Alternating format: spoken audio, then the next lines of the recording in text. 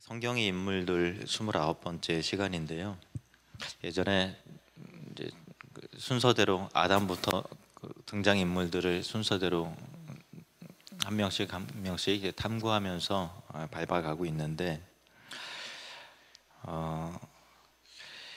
아브라함 또 아내 또 사라 또 멜기세덱 또 조카 룻 이렇게 하다가 갑자기 욥기로 이제 건너뛰어서 욥을 비롯해서 욥의 친구들과 뭐 여러 그 인물들에 대해서 살펴본 이유는 욥기가 이제 시가서로 분류가 되기 때문에 시편 앞부분에 있잖아요. 그래서 마치 그 연대가 나중에 일어난 것 같은 느낌이 들지만 사실은 이제 족장 시대에 배경을 하고 있죠. 그리고 아브라함 당시의 인물이기 때문에 아브라함의 주변 인물을 하면서 좀 신비스러웠던 인물이 이게 멜기세덱이 있었고요. 또 욥도 또 그와 같은 그런 인물이죠. 그래서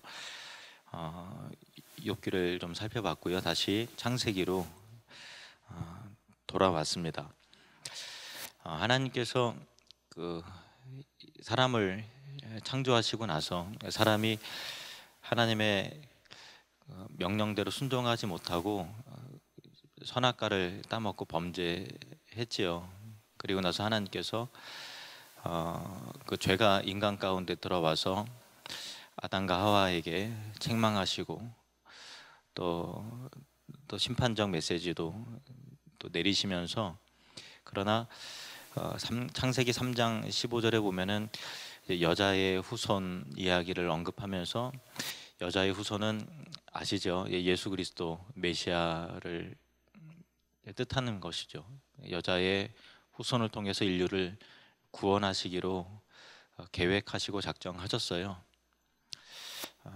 그리고 나서 이제 뱀의 후손과 또 여자의 후손 그 계보 사이에 영적 전쟁이 계속해서 일어나는 거죠. 그래서 아담의 첫 두 아들 가인과 아벨이 가인이 아벨을 쳐서 죽였잖아요. 그것도 여자의 후손으로 오실 그 예수 그리스도의 계보를 방해하려는 사탄의 계획이었죠. 계속 인류 역사는 그런 식으로 영적 전쟁이 계속해서 일어났습니다. 그래서 아브라함 당시에도 아브라함이 사라의 그 청으로 하갈을 취해서 그래서 이스마엘을 낳지요. 오늘 본문 말씀의 제목은 이스마엘입니다. 이스마엘을 하갈을 통해서 낳는 것도 결국 이삭의 계보를 통해서 오실 예수 그리스도가 이제 회방받는 영적인 전쟁이 일어난 그런 심각한 사건이었습니다. 근데 이 하갈이 사라의 여종이었고요. 그리고 애굽 사람인데 예전에 이 하갈을 언급을 하면서 이 부분을 한번 좀 살펴봤었는데요. 다시 간략하게 좀 말씀을 드리면 왜냐하면 이제 이스마엘의 어머니가 바로 하갈이기 때문에 같이 좀 살펴볼 필요가 있습니다. 아브라함이 가나안 땅에 도착하고 나서 그 땅에 기근이 들었는데 약속의 땅은 가나안 땅인데 먹고 살 현실적인 문제 때문에 그쪽에는 그래도 곡식도 풍성하고 또 여러 가지로 또 좋은 상황이더라라고 하는 이야기를 듣고서 아브라함이 애굽으로 내려갔죠. 근데 아내 사라가 엄청나게 미연이었던 모양이에요. 그래서 당신이 이게 아름다우니까 사람들이 나를 해하고 당신을 취할까 내가 염려하니까 누가 묻거든 내 누이라고 그렇게 하면 좋겠다고 그렇게 했죠. 그래서 애굽 왕 바로가 사라를 취했지요. 그 일 때문에 하나님께서 바로에게 진노하셔서 재앙이 임하고 그래서 바로가 다시 사라를 돌려주지요. 그 과정 가운데서 아브라함에게 큰 은과 금과 또 많은 양떼와 또 소떼와 또 종들을 남종과 여종을 많이 주었거든요. 근데 아마도 하갈이 이 사라의 여종으로서 애굽 사람이었기 때문에 그때 이렇게 아브라함의 집안에 그렇게 들어왔던 것으로 그렇게 우리가 이해할 수 있습니다. 그러니까 어쨌든 아브라함이 애굽으로 내려가서 들어올 때는 많은 소유가 큰 거부가 돼 갖고 이게 돌아왔죠. 그러니까 어떻게 보면은 세상적으로 보면은 안 될 뻔하다가 잘 된 거고 성공한 것이고 또 인정받은 것이고 또 이게 일이 잘 풀려서 아무것도 잃어버리지 않고 왔습니다마는 하갈을 통해서 결국은 이 참 아브라함의 그 가문 가운데 나타나게 될 여러 가지 영적인 전쟁이 이루어지게 될지는 몰랐겠죠. 그런데 10년이 지나고 나서 10년이 지나고 그 사건이 있고 나서 10년이 지나고 나서 자식이 계속 안 생기니까 사라가 내 여종 하갈을 취해서 나를 대신하여 아이를 낳으면 좋겠다고 그렇게 하고 아브라함이 사라의 요청을 받아들이고 하갈과 동침하여서 낳은 아들 이름이 바로 그 이스마엘이지요. 참 우리 삶 가운데 지금 당장은 모르는 것 같지만 앞으로 벌어지게 될 일들에 대해서 우리가 좀 조심하고 또 그 결과가 어떻게 되는가라는 것들을 우리가 하나님께 주시는 지혜 가운데 잘 분별해야 될 필요가 있습니다.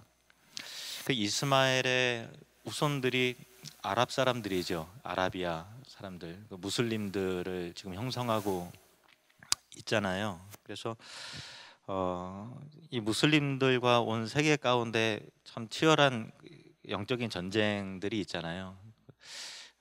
난민 문제도 심각하고 각 나라의 유럽이라든가 그런 나라에 은근슬쩍 들어가서 결국은 세월이 처음엔 몰랐는데 시간이 지나고 나니까 엄청나게 많은 부분들을 장악을 하고 자기 목소리를 내기 시작하면서 기존에 갖고 있었던 여러 가지 사회 질서라든가 틀이라든가 어떤 종교라든가 그런 것들을 굉장히 혼란스럽게 만들고 혼탁하게 만드는 그런 일들을 아랍 사람들이 하죠. 물론 선량한 사람들도 많이 있습니다만은 그러나 아랍 사람들의 어떤 가치관과 세계관이 보통 이게 사람들과 기독교와 특히 공존하기는 참 어려운 그런 부분입니다. 그래서 이런 부분들에 대해서 아브라함도 사실을 잘 몰랐어요. 그와 같은 일들이 그 집안 가운데 이런 싸움이 벌어지게 될지는 몰랐지만은 하나님께서 사라를 통해서 내 아내 사라를 통해서 낳은 자식이라야 너에게 그 기업을 잇게 될 것이다라고 하는 그 약속의 말씀을 철저하게 신뢰하고 의지했더라면 그와 같은 실수를 안 했을 텐데 자꾸 현실적인 타협을 하다 보니까 그렇게 되었던 것이죠. 8절 9절 말씀 오늘 본문을 보도록 하겠습니다. 8절 9절 같이 읽겠습니다. 시작. 아이가 자라매 젖을 때고 이삭이 젖을 때는 날에 아브라함이 큰 잔치를 베풀었더라. 사라가 본즉 아브라함의 아들 애굽 여인 하갈의 아들이 이삭을 놀리는지라. 여기 보니까 아이 이삭이죠. 이삭이 젖을 때는 날에 아브라함이 큰 잔치를 베풀었어요. 여기 주인공은 이제 이삭인 거죠. 근데 이스마엘이 이삭을 놀린다 이렇게 돼 있는데 이게 놀린다라는 거는 단순히 그 어린아이들 장난하듯이 약 올리는 뭐 그런 게 아니라 원래 원문에 의하면 놀린다고도 물론 번역할 수도 있는데 희롱한다라는 것이고 또 희롱한다라는 거는 어떤 그 적절치 못한 행동을 했다라는 거예요. 그게 뭔지는 정확하게 이게 안 나와 있는데 사도 바울은 갈라디아서에서 이게 뭐라고 이 사건을 두고서 뭐라고 이 표현을 하는가 하면은 육체를 따라 난 자가 성령을 따라 난 자를 박해했다 이렇게 표현을 하고 있어요. 박해했다 이게 표현을 하고 있어요. 이 육체를 따라 난 자는 이스마엘을 표현하는 뜻이고요. 성령을 따라 난 자는 이삭을 하는 건데 여기서 놀린다라는 것은 사도 바울은 이 박해했다라고 이렇게 표현을 하고 있죠. 근데 아마도 이제 이스마엘은 이삭이 태어나지 않았더라면 자기가 아브라함에 있어서 종의 아들이긴 하지만 그러나 기업을 잇는 그런 사람이 됐을 텐데 갑자기 이삭이 태어나는 바람에 이스마엘 입장에서는 모든 것이 다 이제 꼬여 버린 거죠. 그리고 그를 향한 시기의 마음이 있을 거고요. 그리고 또 그를 적대하는 마음이 있었을 거예요. 그래서 그를 놀렸다, 희롱했다라고 하는 거는 그와 같은 적개심이 이게 분출되어서 적절치 못한 행동으로 이렇게 나왔던 것이고, 그 모든 것을 예의주시하던 이 사라의 눈에 딱 띄었던 그런 거예요. 그래서 사라가 느끼기에는 같이 있다가는 이 이삭이 이스마엘과 같이 자라난다고 하면은 이 집안 가운데 정말 사단이 나겠구나라고 하는 그런 그 감이 딱 온 거죠. 그래서 10절, 11절 말씀에 이렇게 이어집니다. 10절, 11절 시작. 그가 아브라함에게 이르되 이 여종과 그 아들을 내쫓으라. 이 종의 아들은 내 아들 이삭과 함께 기업을 얻지 못하리라 하므로 아브라함이 그의 아들로 말미암아 그 일이 매우 근심이 되었더니. 예. 참 사라가 참 단호하고 매몰찬 요구를 하고 있어요. 왜냐하면은 어떻게 인간적으로 보면은 사라가 이스마엘이 어떻게 태어나면 사라의 요구 때문에 생겨난 아들이잖아요. 예. 그러니까 자기가 아쉬울 때는 내 종 하갈을 취해서 그렇게 나를 대신해서 아들을 당신이 보았으면 좋겠다고 이렇게 했는데, 정작 자기가 아들이 딱 생기니까 이스마엘을 갖다 버려라 이렇게 된 거잖아요. 그리고 그 당시의 문화와 정서상으로도 아무리 그 서자라 한다 할지라도 함부로 이게 막 버리거나 그렇게 하는 거는 참 어려웠던 그런 일이니까, 아브라함의 입장에서는 한때 이스마엘을 향해서, 이삭이 태어나기 전에 이스마엘을 향해서 이 아들이 그래도 하나님의 뜻 가운데 잘 자라나고 세워서 나의 기업을 잇게 되기를 바라는 마음이 아브라함에게 있었지요. 그리고 또 하갈을 통해서 낳았지만 또 자기의 아들이지요. 근데 사라가 이 어미와 이 아들을 내쫓으라고 요구를 하니까 아브라함 입장에서는 너무 이제 근심이 되고, 야, 어떻게 이거를 할까라는 게 있어서 인간적으로도 정말 이거 못할 짓인데 이 아이한테 상처를 주는 거 하며 그런 것들이 주변의 어떤 시선도 그렇고 너무나 어려운 그 일이었죠. 근데 이제 사라가 이제 어떻든 그 감정적으로 이렇게 단호하고 또 이게 매몰찬 요구를 한 이유는 어떻게 보면은 참 어떻게 이럴 수 있나 싶다 할지는 모르겠지만은, 어쨌든 이 이스마엘과 이삭이 함께 자라날 경우 결국은 불보듯 뻔할 일들을 미연에 방지해야 된다라고 하는 어떤 이 어미의 마음도 있었던 것이고, 또 하나님의 약속의 말씀이 나를 통해서, 이삭을 통해서 내 기업을 잇게 되리라고 하는 이 확신이 있었기 때문에 그렇게 더 단호했던 것으로 우리가 이해할 수 있습니다. 마치 이 한 집안에 이삭과 이스마엘이 같이 있을 수 없다라고 하는 그런 구도가 요즘에 전 세계에 이슈가 되는 그 이슬람 난민 문제 때문에 참 어떻게 해야 되나 뭐 그런 갈등들을 많이 겪잖아요. 제주도에도 아마 500명이 더 넘죠. 예멘 난민들이 이제 들어와서 이제 우리를 받아달라 이렇게 하고 있고, 참 인도적인 측면에서 볼 때는 참 불쌍하고 안 됐잖아요. 사실은 오갈 데가 없잖아요. 예, 그러니까 돌아갈 수도 없고, 그래서 제주도로 왔는데 인도적인 측면에서는 참 받아줘야 될 것 같은데, 그러나 받아줄 경우 그와 관계된 파생적인 사회적인 어떤 갈등과 또 여러 가지 그 미래의 그 무질서함과 그냥 몸만 오는 게 아니라 자식을 낳고 엄청나게 하고서 자기의 어떤 이제 목소리를 내는 순간들이 언젠가는 있을 텐데, 그럴 때 이 나라가 어떻게 될 건가라고 하는 부분에 있어서 당연히 염려를 해야만 되는 상황인 거죠.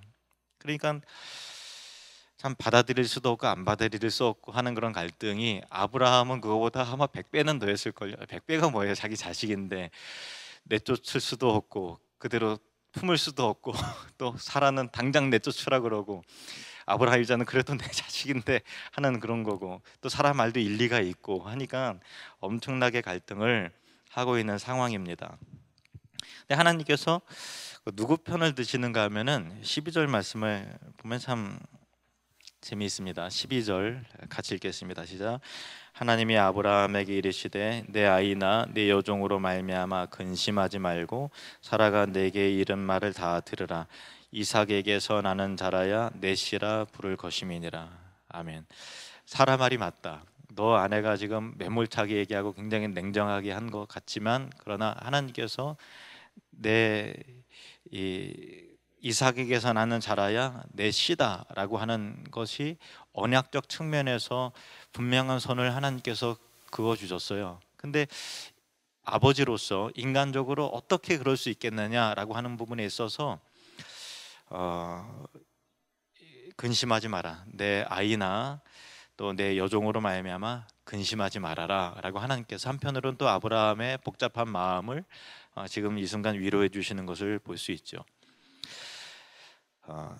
아브라함이 이제 99세 때 이스마엘을 낳고 나서 하나님께서 아브라함과의 어떤 교제가 좀 단절이 되었던 것 같아요. 상당한 기간 동안.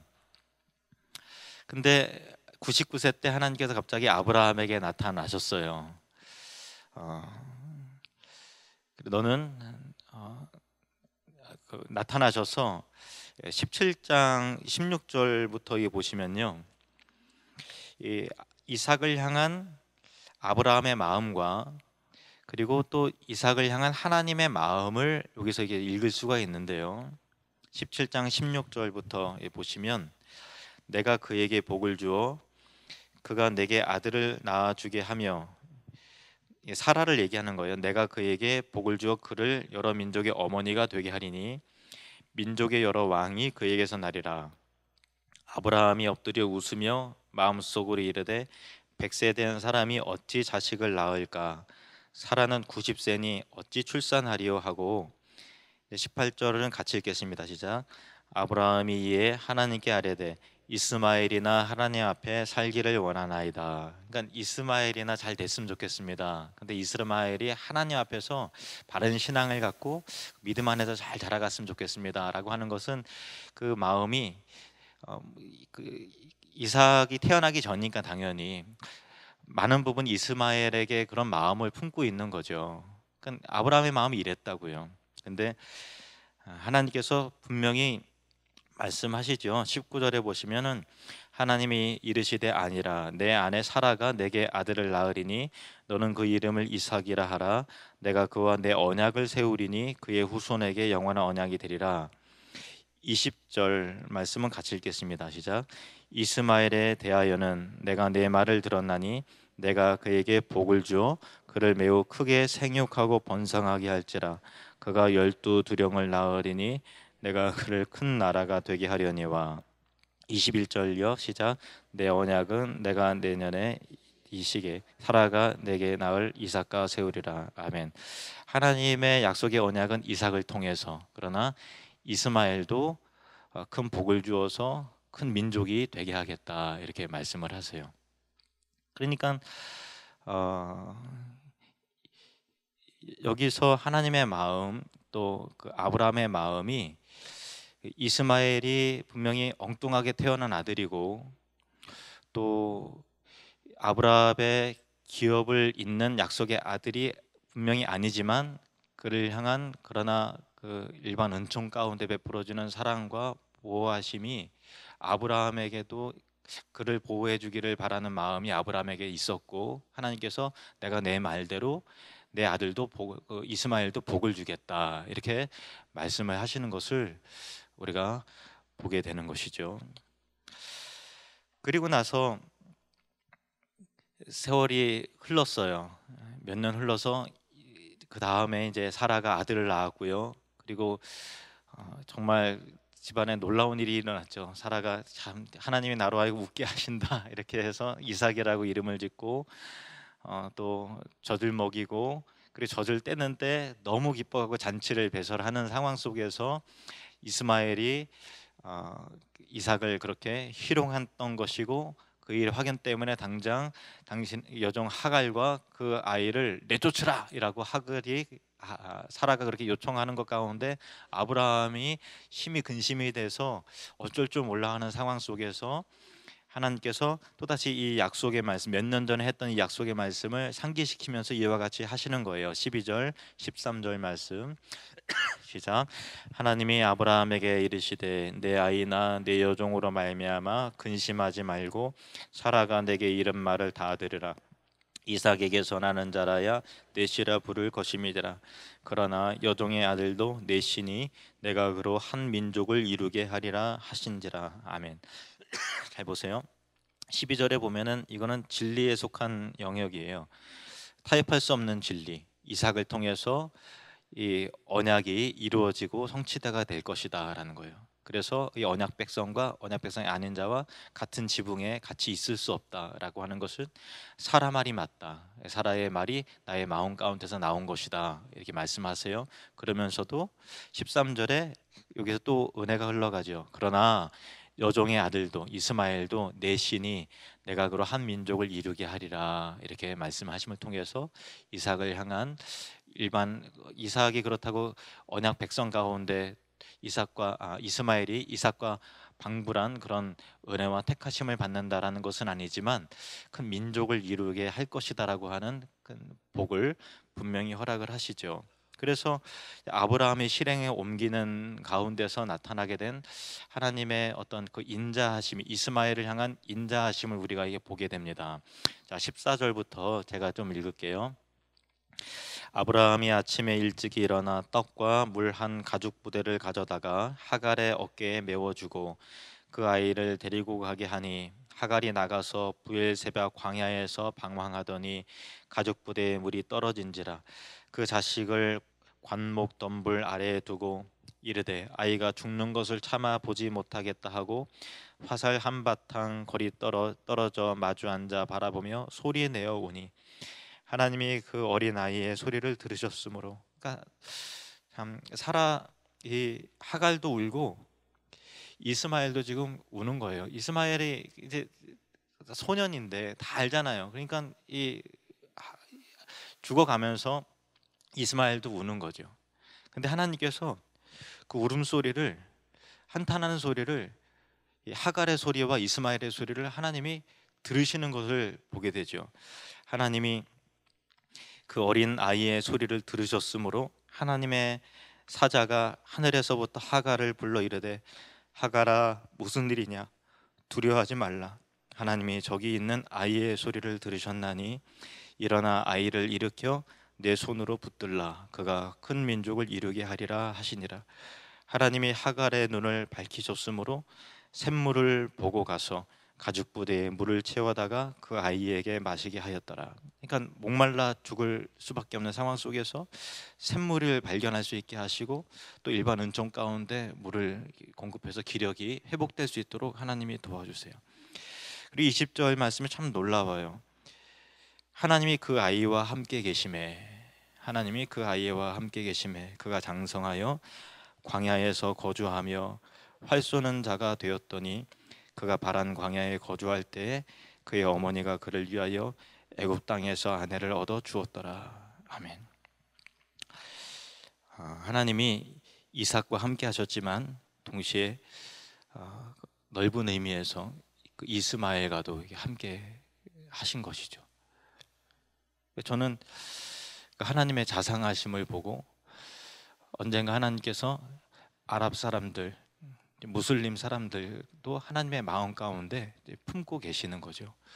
그로 큰 민족을 이루겠다라고 하는 것은 결국은 땅 끝에 있는 가장 멀리 떠나버린 하나님을 대적하고 하나님에게 반기를 들고 또 지구촌을 소란스럽게 만들고 테러를 일으키고 하는 사람도 하나님께서는 지금 현재는 그렇다 할지라도 포기하지 않고 언젠가는 복음을 통해서 그들을 변화시키고 예배케 하는 그런 작정하심과 계획하심이 이스마엘을 향한 마음 가운데 있다라는 것이 엄청난 큰 위로가 우리에게 됩니다. 왜냐하면 우리도 엄밀히 말하면 혈통적으로 이삭과 아브라함과 전혀 관계가 없는 사람들인데 하나님께서 우리를 불러주시고 아브라함의 혈통되게 하시고 믿음으로 기업을 받는 참 하나님 나라의 백성으로 삼으신 거죠. 어떻게 보면 우리는 이스마엘보다 더 멀리 있었던 사람이에요.